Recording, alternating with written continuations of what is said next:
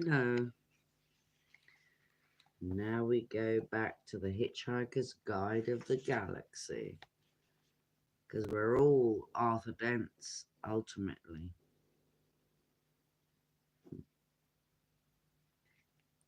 My God,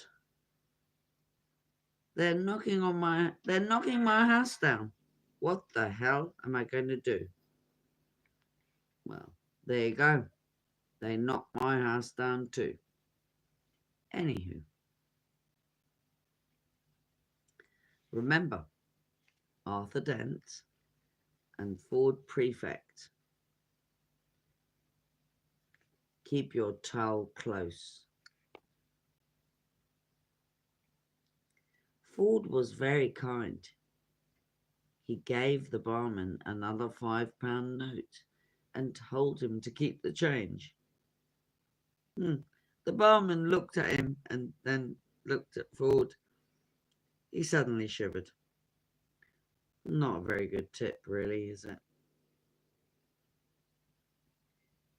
He experienced a momentary sensation that he didn't understand because no one on Earth had ever experienced it before. Remember, Ford is from another part of the galaxy, allegedly. Do you know what? I am part of the Ford Prefect people, and many of you too are. So enjoy the ride because what's coming, you have no idea.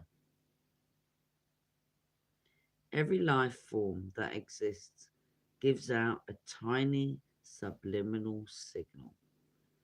This signal simply communicates an exact and almost pathetic sense of how far that being is from the place of its birth.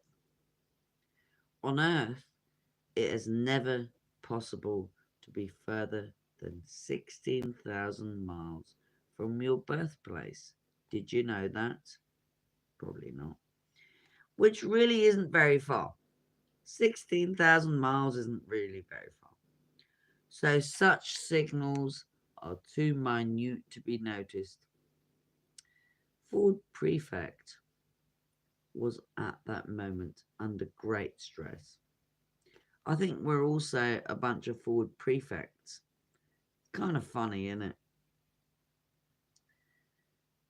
And he was born 600 light years away in the near vicinity of Betelgeuse, or Betelgeuse, whichever way you pronounce it. So anyway, anywho, the new, and wherever landmass you live on, the barman reeled for a moment, hit by a shocking, incomprehensible sense of distance. Ooh. He didn't know what it meant, but he looked at Ford Prefect with a sense of respect, almost awe. Now remember, Douglas Adams freaking wrote a shitload of books and he slept on other people's sofas. Work that shit out for yourself. How do you go and write a shitload of books and you're sleeping on the other people's couches in their home? So you don't actually have a home. Much has changed. Anywho, the barman reeled for a moment, hit by a shocking, incomprehensible sense of distance. He didn't know what it meant, but he looked at Ford Prefect with a sense of respect, almost awe. Hey, what life? Come on.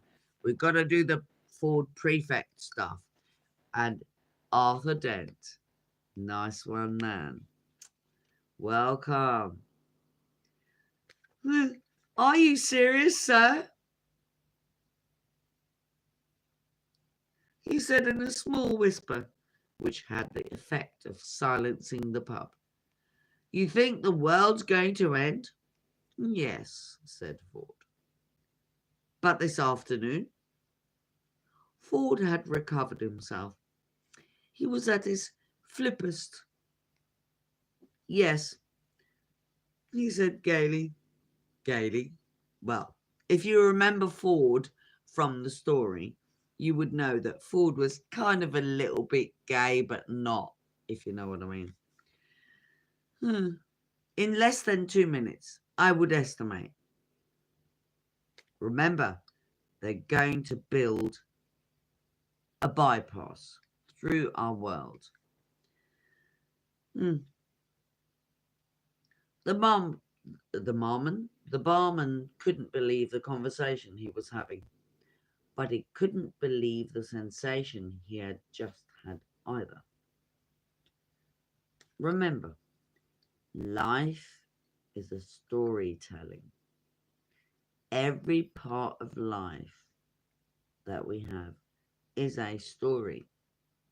This is the reason we are here, to tell and tell our story. Isn't there anything we can do about this then? He said. No, nothing, said Ford, stuffing the peanuts into his pocket. He should have been stuffing it into his mouth. Anywho, well, you should put some peanuts into your pocket too. I learnt that as a small one. Someone in the hushed bar suddenly laughed raucously at a stupid everyone had become. How stupid? The man next to Ford was a bit sozzled by now. Remember, when we tell these stories, we must tell them on the end of the week. His eyes weaved their way up to Ford. You know when you've had a few too many drinks, your eyes go a bit wavy. Ooh, I thought, he said, that if the world was going to end, we were meant to lie down or put a paper bag over our head or something. If you like, says Ford. That's, excuse me, that's what they told us in the army, said the man. And yes, eyes began the long trek back towards the whiskey. Will that help? The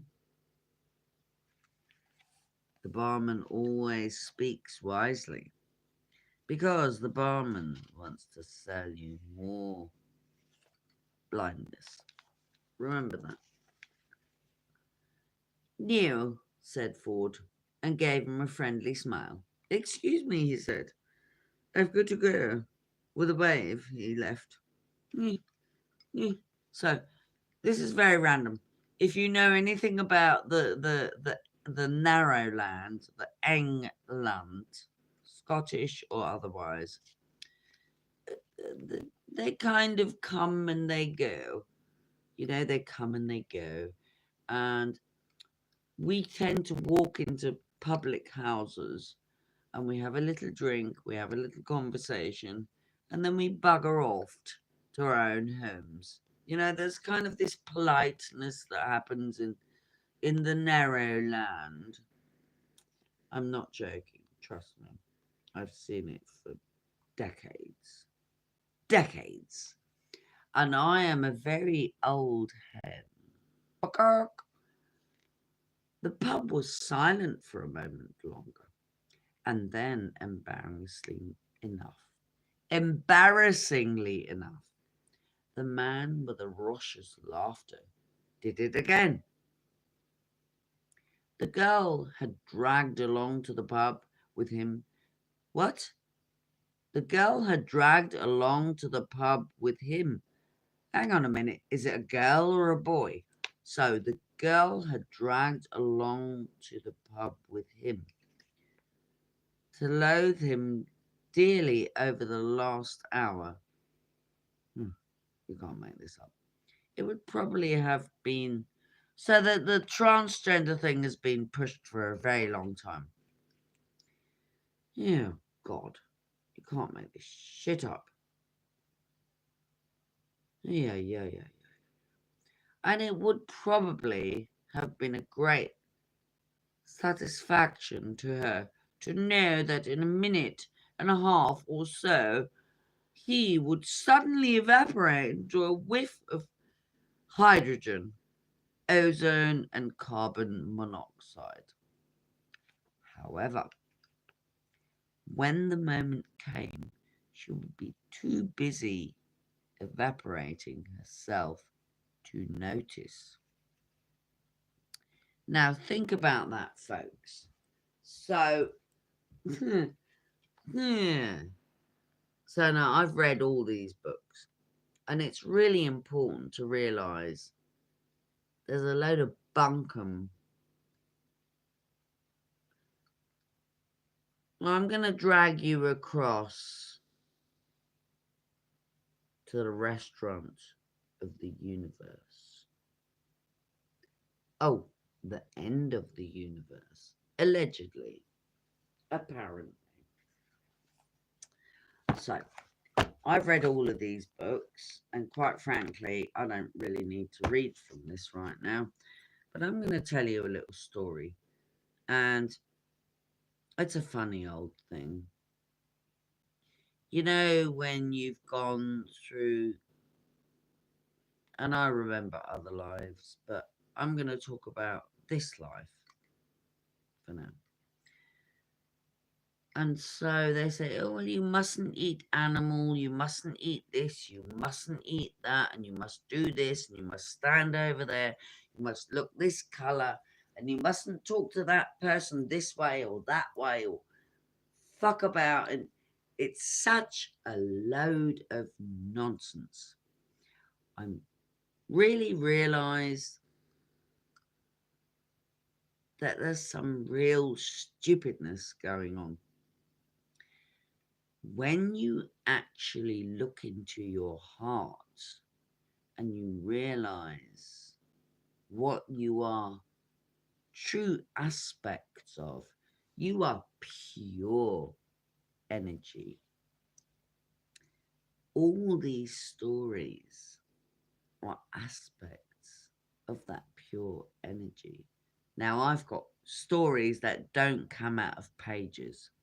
I have stories that come from my own experiences. I am not a stupid fool. I have a lot of respect for lots of great folk. I've learned a lot from others, you know, through my treadings in my life. Maybe not were that great, but I never harmed anyone.